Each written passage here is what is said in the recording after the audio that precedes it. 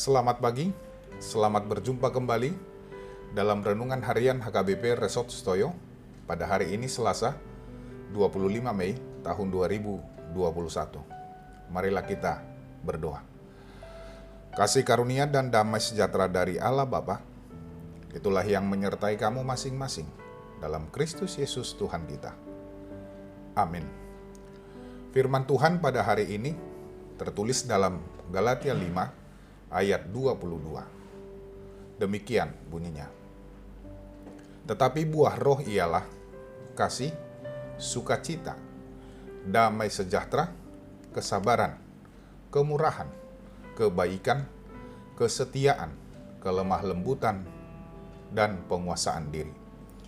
Alaya kaudo parbueni todi, holong dohot las niroha, dame dohot labas niroha, habasaun, haporsiaun, halabohon, dohot, hatomanon. Demikian firman Tuhan.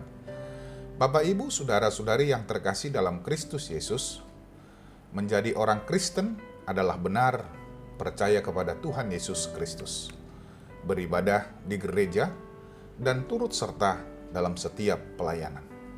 Namun, tidak cukup hanya sampai di situ saja, tetapi harus mau tunduk dan dipimpin oleh Roh Kudus. Jika tidak, maka bisa saja yang percaya kepada Tuhan Yesus Kristus berjalan dengan hanya mengandalkan kemampuan dan kekuatan sendiri. Padahal, jika hanya mengandalkan kekuatan sendiri, bisa dipastikan akan mengalami kegagalan. Karena itu perlu penyerahan diri untuk dipimpin oleh Roh Kudus, dengan artian memberikan diri tunduk terhadap kehendak Tuhan.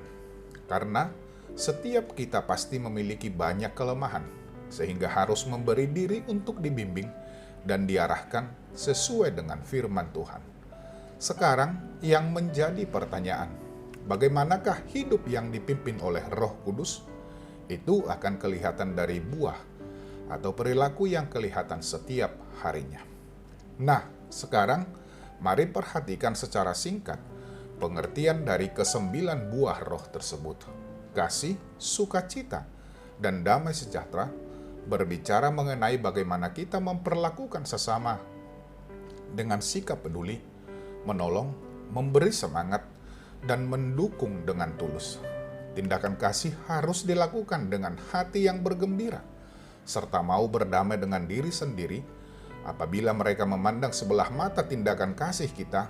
Kesabaran, kemurahan, dan kebaikan berbicara mengenai bagaimana agar tidak cepat marah atau jengkel ketika menghadapi orang yang masih hidup dalam keinginan daging. Tunjukkanlah kemurahan dan kebaikan hati kita dengan mendoakan serta membimbing mereka agar tidak hidup seperti itu lagi.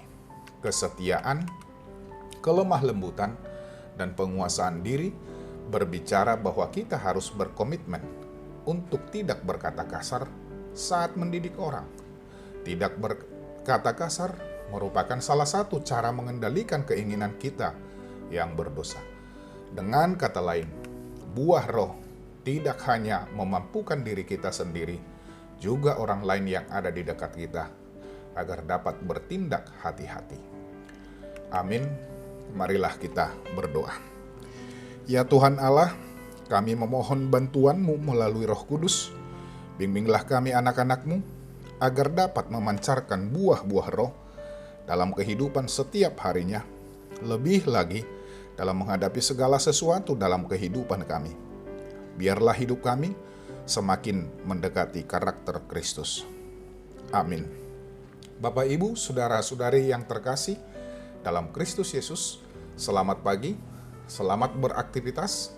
Salam sehat, tetap jaga kesehatan dengan senantiasa memakai masker, rajin mencuci tangan dengan sabun, dan menjaga jarak dengan orang lain dengan menghindari kerumunan. Percayalah, Tuhan akan memulihkan kita. Horas.